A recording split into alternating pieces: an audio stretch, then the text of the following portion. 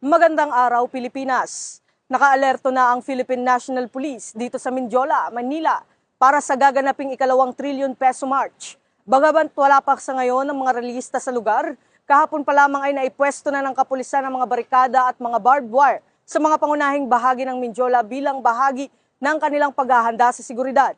Makikita rin sa lugar ang mga pulis na nakasari uniform at nakastandby na upang tiyakin ang kaayusan at agarang pagresponde sakaling magkaroon ng anumang insidente.